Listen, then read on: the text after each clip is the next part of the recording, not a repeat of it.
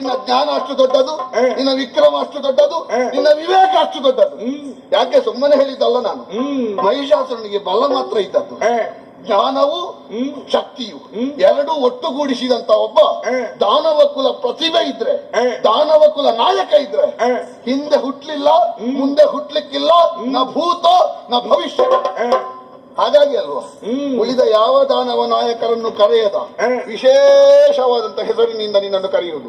ಧನುಜೇಶ, ಕುಂಭಿನಿಯ ಶಂಭು ನೀನು. ಪ್ರಭು, ಸಾಮಾನ್ಯರು ತಪ್ಪಲಿ, ನೀನು ತಪ್ಪುವುದೇ? ಹಾಗಾಯ್ತು. ಹೌದಲ್ಲ? ಹೇಗೆ?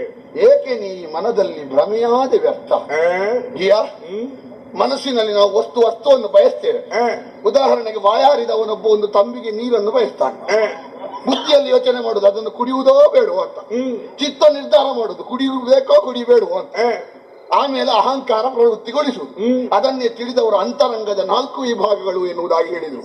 ಮನಸ್ಸು, ಬುದ್ಧಿ, ಚಿತ್ತ, ಅಹಂಕಾರ. ಪ್ರಭು, ನೀನು ಮೊದಲನೇ ಮೆಟ್ಟಿನಲ್ಲೇ ತೀರ್ಮಾನ ಮಾಡಿಬಿಟ್ಟಿಯೋ. ಮನಸ್ಸಿನಲ್ಲಿ ಯೋಚಿಸಿದ್ದನ್ನು ಬುದ್ಧಿಯಲ್ಲಿ ವಿಮರ್ಶಿಸದೆ, ಚಿತ್ತದಲ್ಲಿ ನಿರ್ಧರಿಸದೆ ಒಮ್ಮೆಲೆ ಅಹಂಕಾರಕ್ಕೆ ಹೋಗಿಬಿಟ್ಟೆ ಅಲ್ಲ. ಅಹಂಕಾರ ಅಂತ ಹೇಳಿದ್ರೆ ಅದು ಮದ ಅಂತ ಅರ್ಥ ಅಲ್ಲ.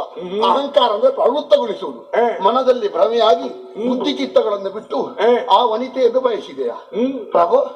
ಅದು ವ್ಯರ್ಥ ಅಲ್ವ? ನೀನು ವ್ಯರ್ಥ. ಹೌದೌದು. ಸಾರ್ಥಕ ಆಗಬೇಕಾದ್ರೆ ನೀನು ಎಲ್ಲ ವಿಭಾಗಗಳಲ್ಲಿ ಯೋಚನೆ ಮಾಡಬೇಡ.